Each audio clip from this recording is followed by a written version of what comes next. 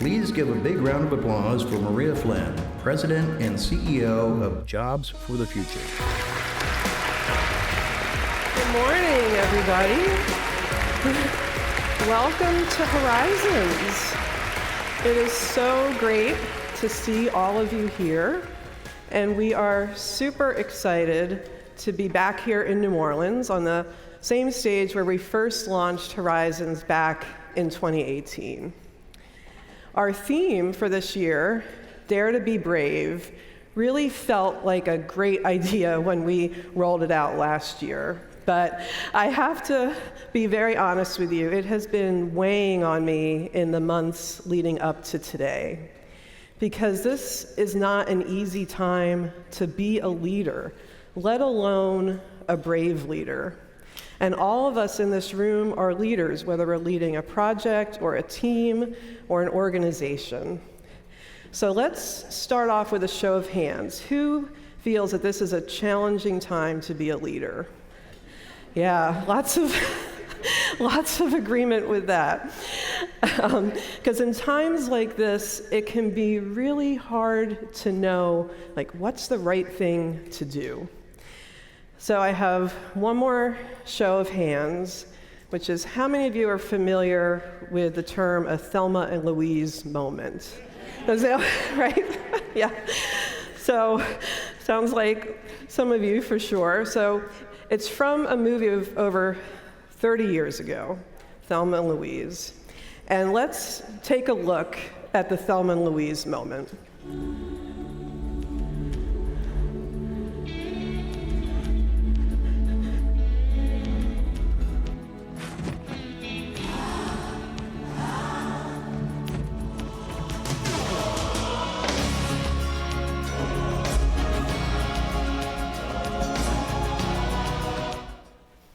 So, the two heroines decide to drive off the edge of the Grand Canyon in response to what they believe is a hopeless situation.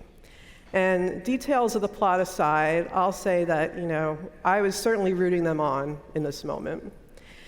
But we're not in a hopeless situation, and this is not a point of no return. But when we're faced with extreme pressure, we can certainly feel like this is a Thelma and Louise moment.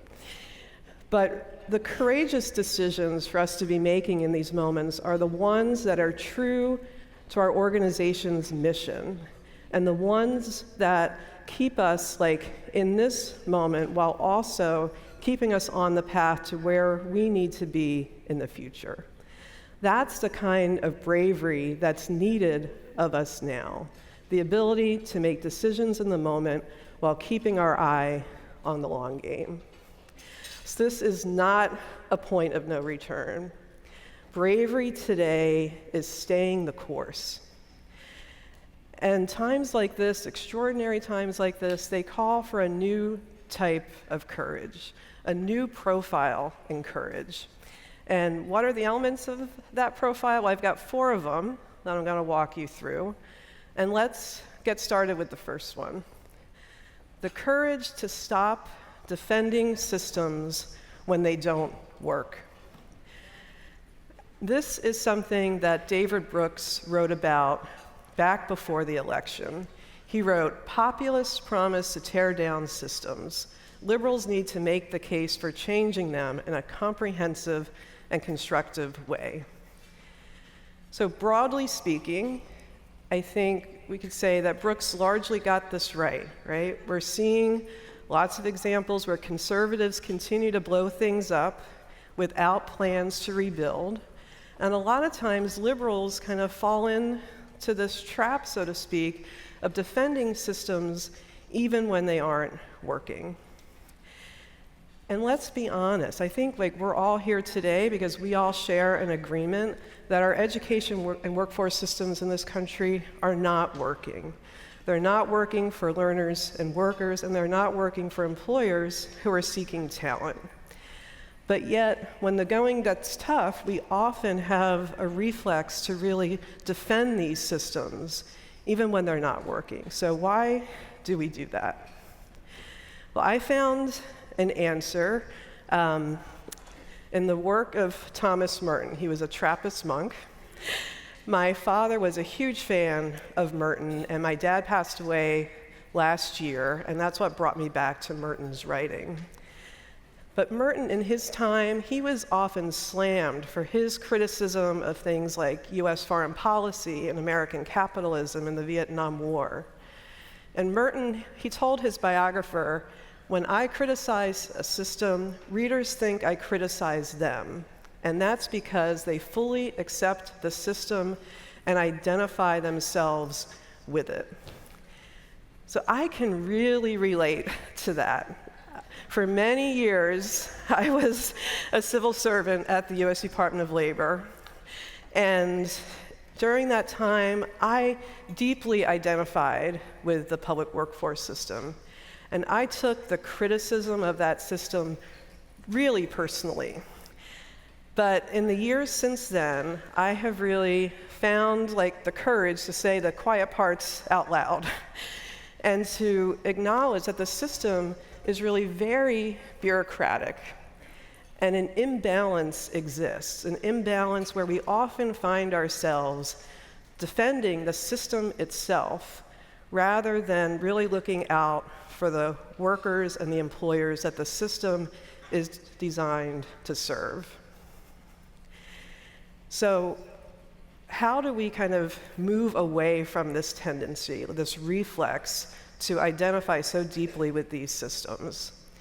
So it takes me to my second element in this no profile courage, which is having the courage to instead identify deeply with the individuals that these systems were designed to serve. In this case, the learners and the workers. But in order to do that, we have to ask, what is it that people want? So let's hear from a few of them. I value in a workplace room for advancement, room to thrive on your own, but also have the system helping you. If I'm busting my butt every day and no one's paying attention, I can't get ahead, and I'm struggling to put food on the table, what's the point?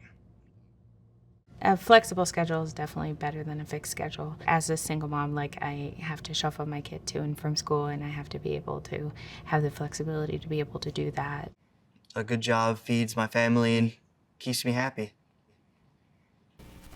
So what do people want? People want to build a better life for themselves and their family.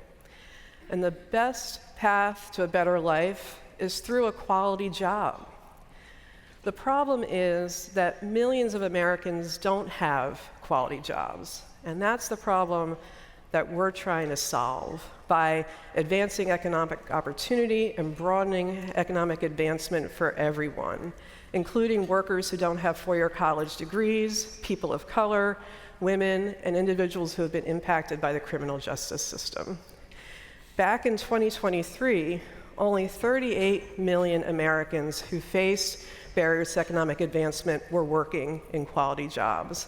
And at that time, we launched a big, bold goal that in 10 years, we wanted to basically double that number, so that by 2033, 75 million Americans facing barriers to economic advancement would be working in quality jobs. I've got some encouraging news to share today, which is that according to JFF, we estimate that as of February of this year, 51 million Americans facing barriers to economic advancement were working in quality jobs. Okay.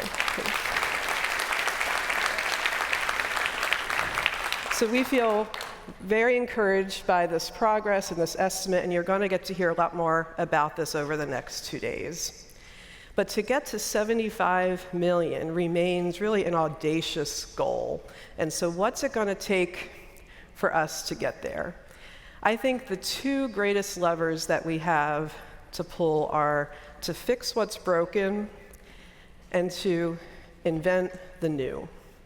And let's start with the first one, fix what's broken. And that's our third element of our new profile, encourage.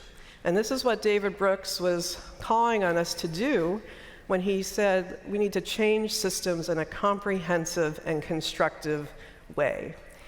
So why is this brave? Well, it's brave because big fixes are hard, right? It's much easier to tinker around the edges. And I think way too often, particularly in our field, we find ourselves making small changes and small reforms. But if we really want to get millions more workers into quality jobs, we have to be taking bigger swings. Little fixes aren't going to do it. We need big, bold swings. So let's look at a great example. So we're going to look at the Colorado paradox. So Colorado ranks among the top 5 states in terms of percentages of their citizens that have college degrees. But paradoxically, they rank among the lowest in terms of states of percentages of high school students who obtain a college degree.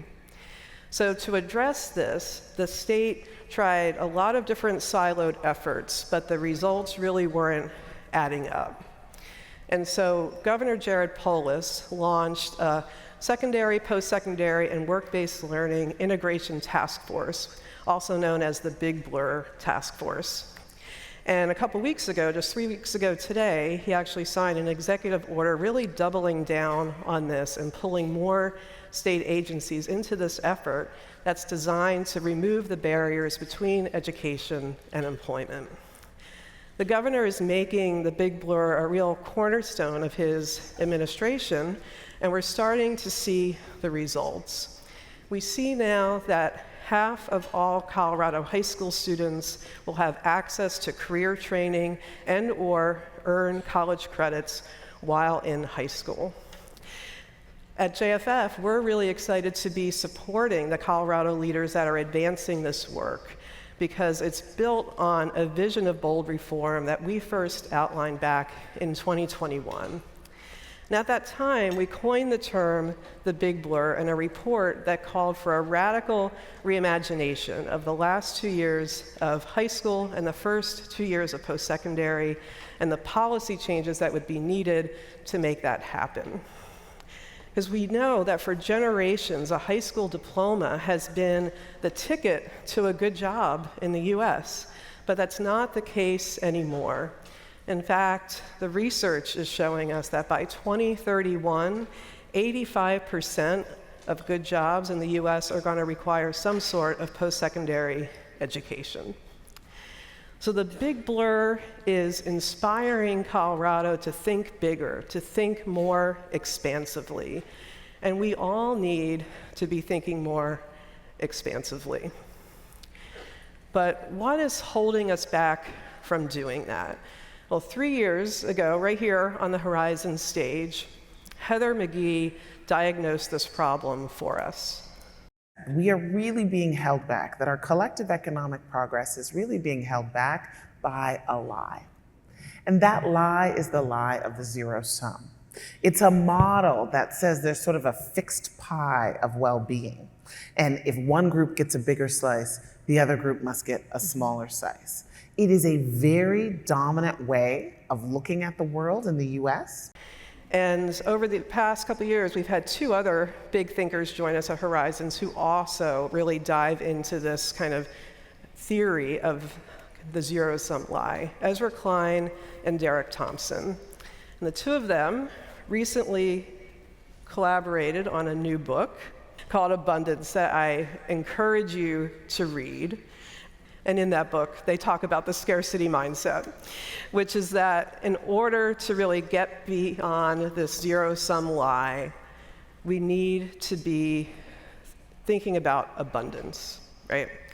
So their quote is, "Scarcity is a choice. To have the future we want, we need to build and invent more of what we need." That's it.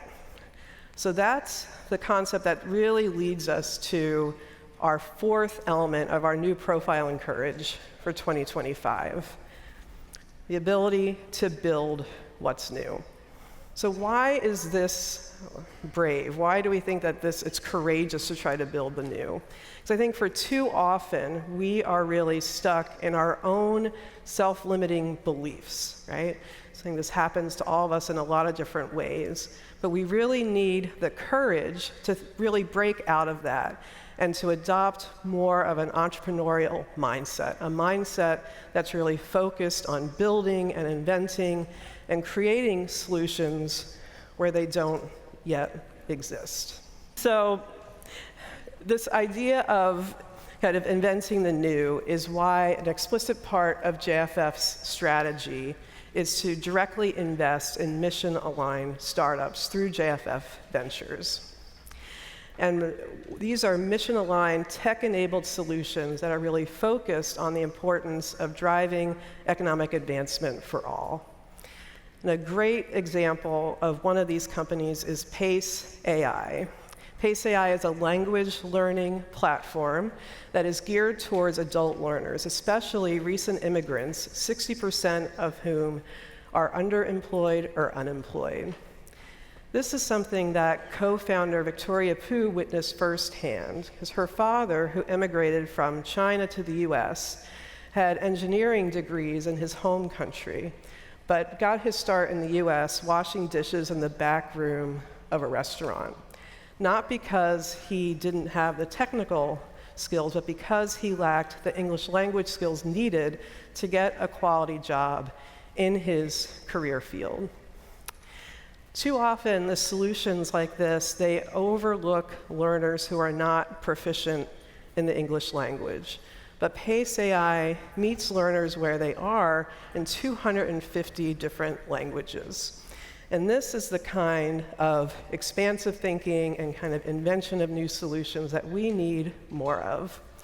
You're going to get to hear from Victoria, as well as many other big thinkers and leaders over the next 2 days, both here on the main stage and across our breakout rooms.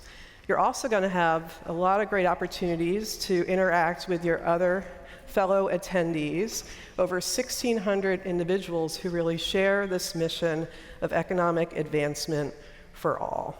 I hope you take the time to really expand your networks, and I hope that if you want to stay engaged with us, that you'll join the over 200 organizations that are already part of JFF's 75 million network.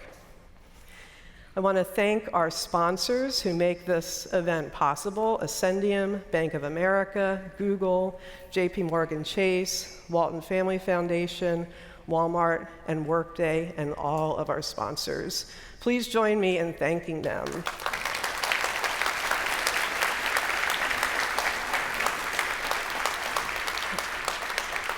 So I hope that you will take the next 2 days and really come away from it feeling inspired and energized and fortified with courage. The courage to stop defending systems that aren't working. The courage to fix what's broken in big, bold ways. The courage to invent the new where solutions don't already exist. And I have an assignment for you. I hope that before you leave Horizons, you will identify one system that you'll stop defending and one bold action that you will take to advance a new solution. And the litmus test that you can use in developing that plan is really thinking about, what do the individuals need? What do the workers and learners need? Workers and learners continuously tell us that what they need are quality jobs. And quality jobs are jobs that provide security and opportunity, financial well-being, stability, and growth. And that's our North Star. By 2033, 75 million Americans who face systemic barriers to economic advancement will work in quality jobs. I want to thank you all for being in it with us to build a future that works for everyone. Thank you for being here, and let's have a great Horizons.